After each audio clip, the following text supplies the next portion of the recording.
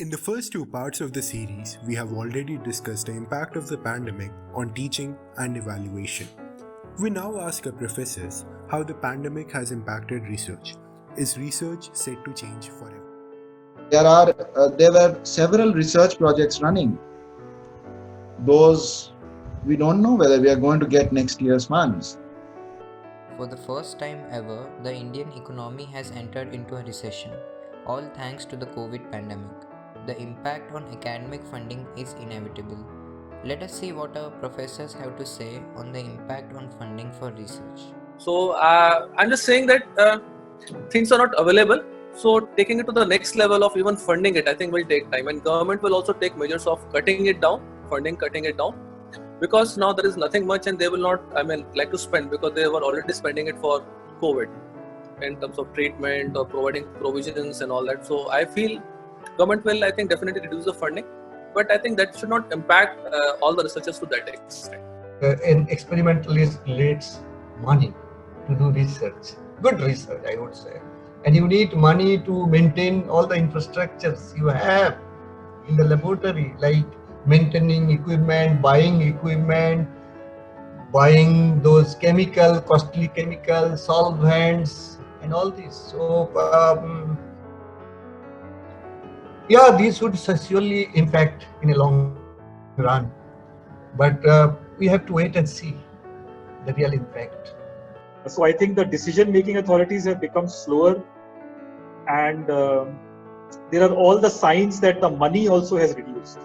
Obviously, since our economic activities have, at one point they reduced to 10%. Now maybe they have picked up, but still I don't think they have exceeded 50% of what they were before. Obviously, government has less taxes and less money.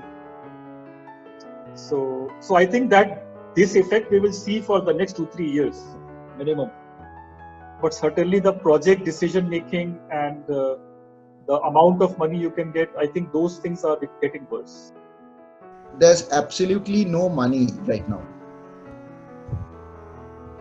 If you come into, if you remember when you left IIT Kanpur, if you took a cycle and took a ride around the campus, you would see a lot of construction going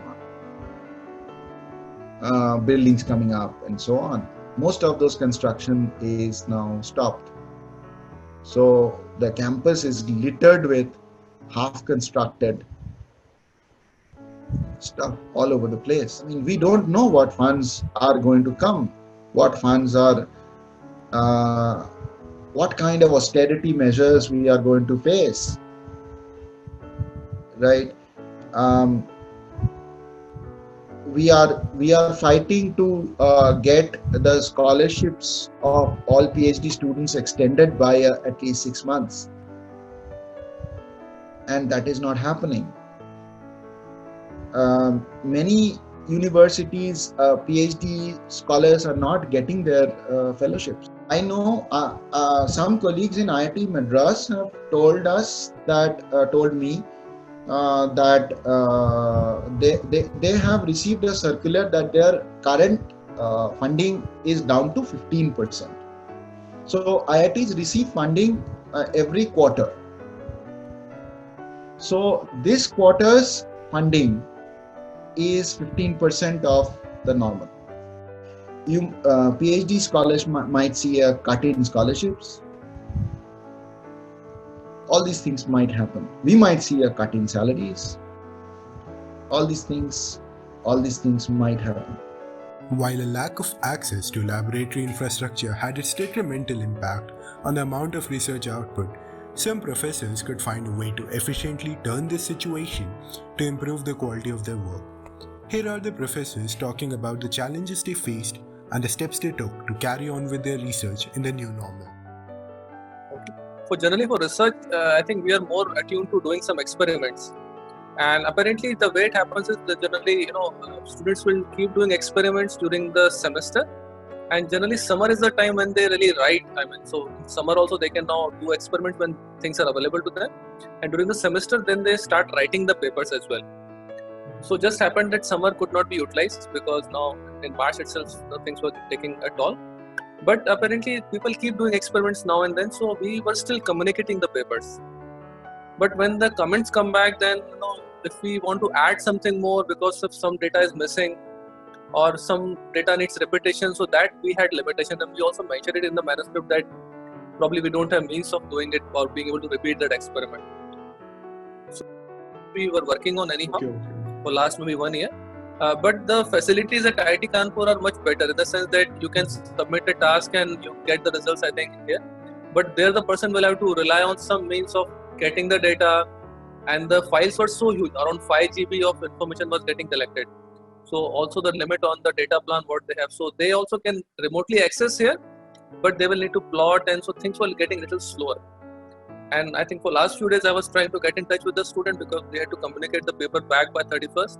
But I'm not able to reach the person. Maybe WhatsApp is not answering and all.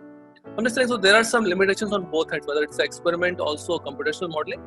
So we still have limitations on both because we really need students to be here. And also one more part I would also highlight is many instruments, they actually stop working because if they're not being continuously used, they stop working. So we had to hire one. So, I mean, at the outset, I should say that doing research in person with the students and doing it without they being present, basically doing it online, there is a big difference. And in person is far better than doing it online. But since I work in mathematical or in theoretical areas, I can still manage. I mean, things have not completely stopped. But in experimental areas, actually the work has just stopped. Because, I mean, for example, in chemistry, if you don't open the lab for 1 month, then there are many reagents and many chemicals which actually go bad. And the same problem is there in BSBE also, biosciences. So actually many areas are severely affected because of this. Even in theoretical research, in person has some advantages, has many advantages compared to this online thing. But yeah, I mean, since we don't have any option, I have been discussing with them since March actually, even before the lockdown began, because the students are already advised, both by IIT Kanpur administration and by their parents to go back. Right, so already in March actually, before 20th March, already my students had left, my PhD students or master's students. So I have been, immediately I shifted to online mode.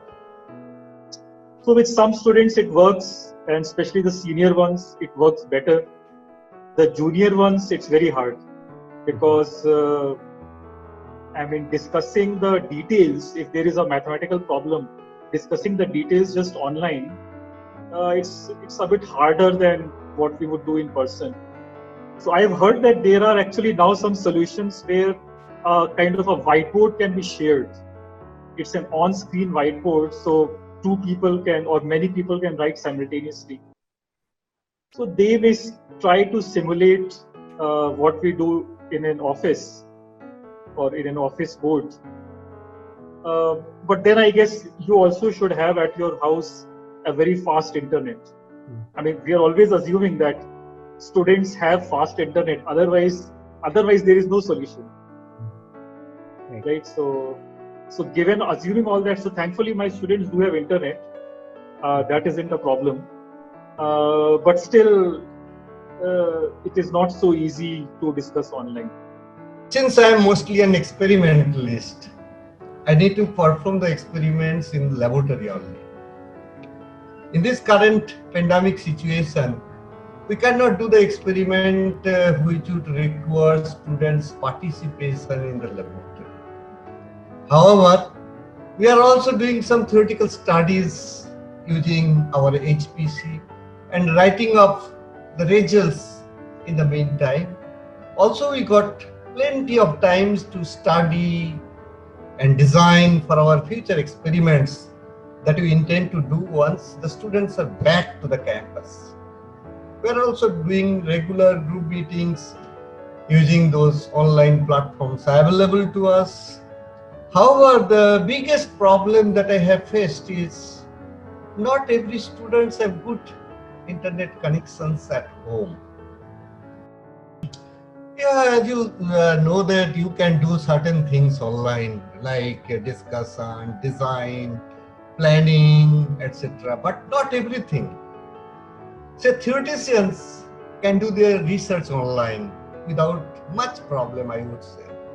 However, for an experimentalist like me, one need to do those chemistry experiments only in the laboratory. We indeed put focus now more on theoretical aspects of our project in this current pandemic situation. Tell you this time we have indeed published more paper and more reviews than sitting at home. Like we have lots of PhD scholars from Kashmir. Now there only 2G facility is available. So the issue is that tomorrow if we want to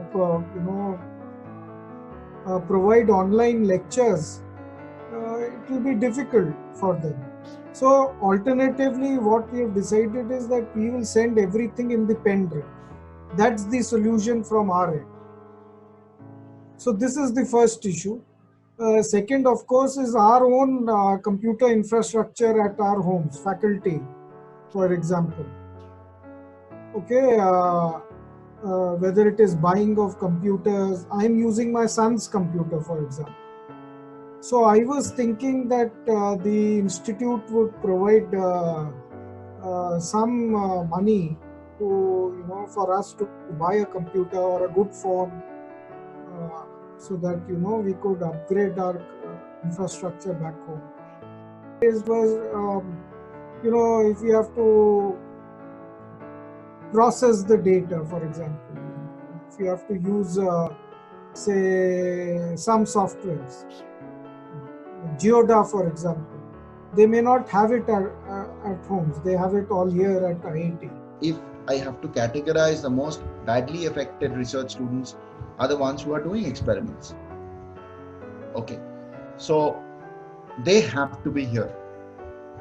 They have to put their hands on the stuff and get their results. They are losing like an indefinite amount of time. Okay, let alone the other inconveniences. So they are losing a huge amount of time. The experiment people whose work dependent on experiments are decimated. Okay, people who were doing like my students, most of my students do computations. So they are able to log in, they are able to run their computations, and they are somewhat able to do things provided they know what they are doing. So I have students who are in the 4th year, 5th year of their PhDs. They are more or less on track. They know what they have to do. They don't need me so much as the first year PhD student. The first year PhD student is also lost. Even if he is doing computation, he doesn't know what to do. He doesn't know what tools to use. He is heavily dependent on me and the lab, his peers, and he too is lost. The only people who are being able to do some bit are the people whose work is in an advanced stage of computations. Apart from them, everybody is at a loss. Everybody is nobody else is doing anything, right? So I think it's even not right to ask whether online mode is helping or not. I mean, it cannot help. It's not, PhD is not meant to be done online. It cannot be done online. Even for students, I mean, even I have students who are living in big cities, Bombay, for example, and they have good broadband connections at home.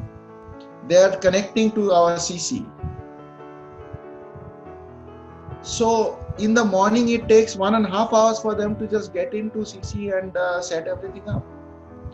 And then there are distractions and all that when you are at home, and they are basically working in a vacuum. They have nobody around them. If they have a doubt, there's nobody to ask. Let alone the technical problems that keep happening. Sometimes the network drops here, sometimes something happens at their end. So it's a very, very disruptive thing that goes on, that's going on with even people who know what to do and have computational resources. That's a small section anyway. Apart from that, everybody is very, very strongly affected in a very negative way.